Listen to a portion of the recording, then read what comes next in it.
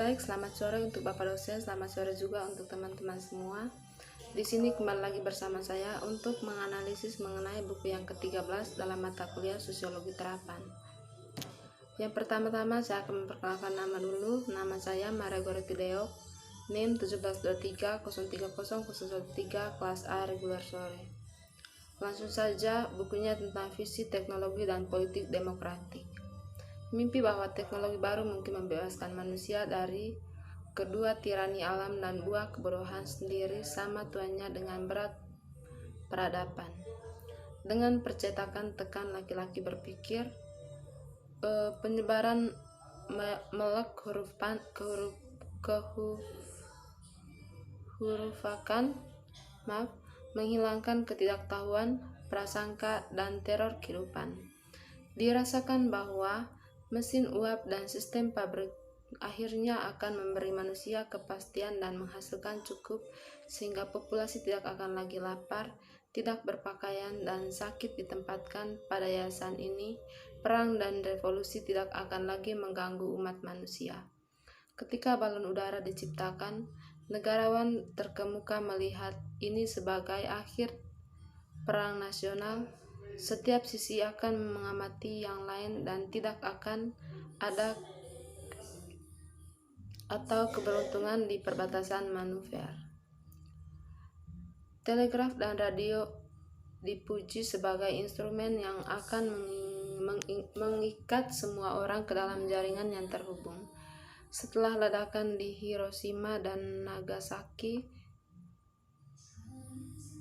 kita tahu perang dan terpikirkan dalam masa depan. Sekarang kita telah memasuki zaman elektronik. Antara 1950 dan 1970, komputer merevolusi pemrosesan data, perhitungan matematika, dan sistem kontrol fisik. Dari dasar pencapaian nyata ini, suara-suara bangkit lagi untuk menyarankan bahwa komputer dan sistem komunikasi mungkin berfungsi sebagai agen untuk membawa masyarakat ke fase yang sama sekali baru. Informasi tentang realitas sosial sekarang dapat dibuat begitu kaya dan rinci, kebijakan pilihan dapat begitu jelas didefinisikan, kemungkinan hasil alternatif langkah-langkah dapat dirediksi secara akurat, dan mekanisme umpan balik dari masyarakat sangat efektif sehingga manusia akhirnya bisa membawa penuh intelijen untuk menanggung pada menyelesaikan masalah-masalah sentral masyarakat. Tapi ada teman lain yang juga sama tuannya dengan peradaban barat, ketakutan bahwa manusia mungkin merebut lebih banyak pengetahuan daripada seharusnya yang memiliki, atau daripada dia mampu mengendalikan teologi, mitos, dan kebijaksanaan rakyat. Kita bergema dengan peringanan ini. Dari pengusiran Adam untuk mencicipi apel, pengetahuan kepada murid penyihir yang hampir tenggelam dapat diserangkan,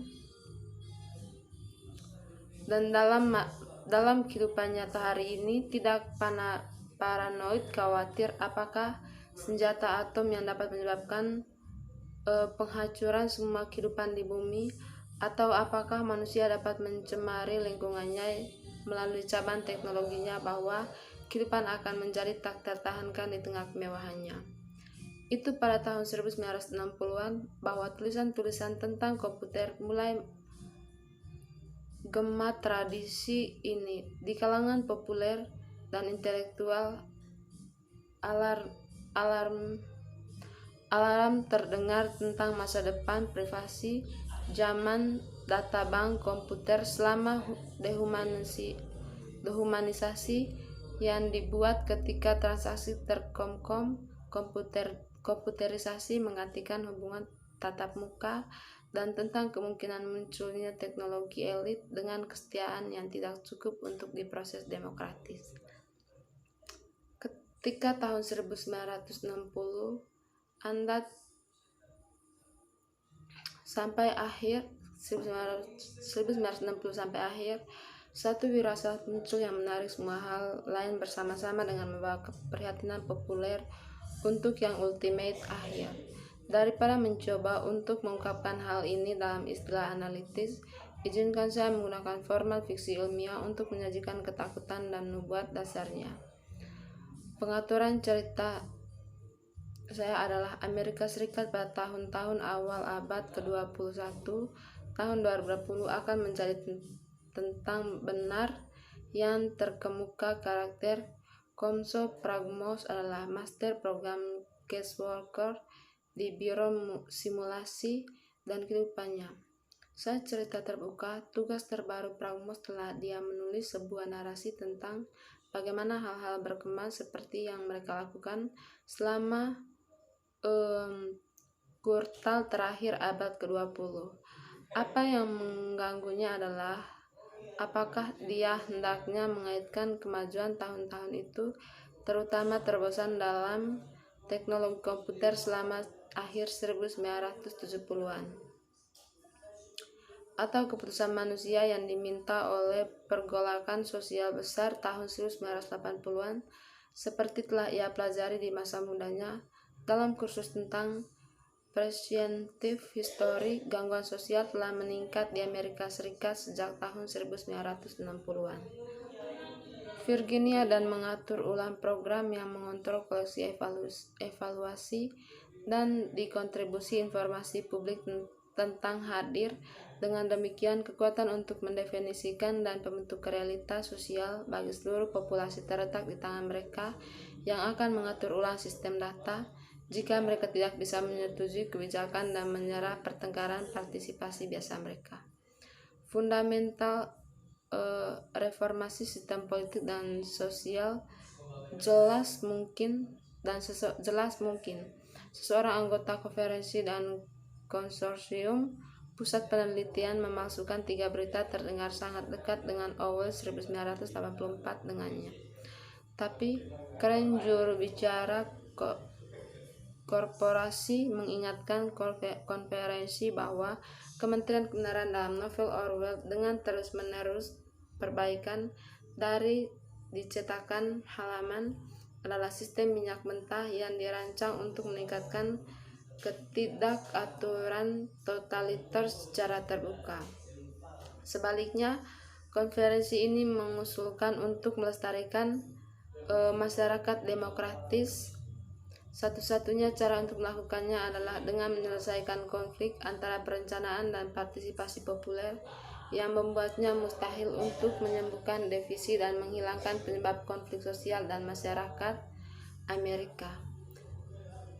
Implikasi dari studi konsorsium terbukti sangat persuasif untuk konferensi Philadelphia. Dari analisis sosial mereka bergerak cepat ke tindakan sosial.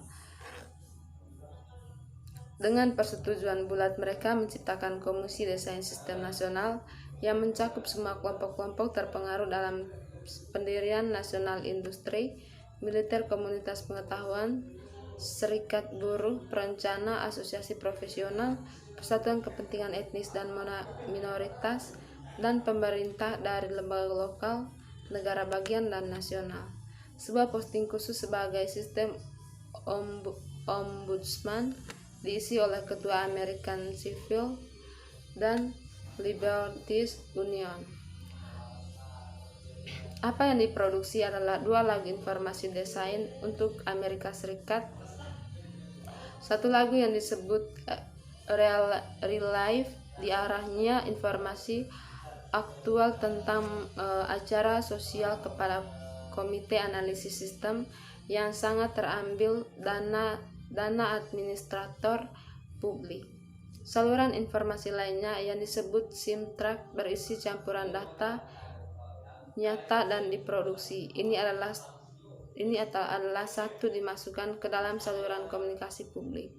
Pada tahun 1989, kedua lagu tersebut berada di tempat kebijakan tentang ekonomi utama dan urusan politik dan ditangani pada kehidupan nyata, sementara program Simtrack dirancang untuk menjelaskan dan menghasilkan ratifikasi keputusan kehidupan nyata. Pemilihan untuk kantor umum masih berjuang keras kontes yang melibatkan 100 juta pemilih. Amerika dalam kacauan yang sangat memuaskan demokrasi. Tapi mereka benar-benar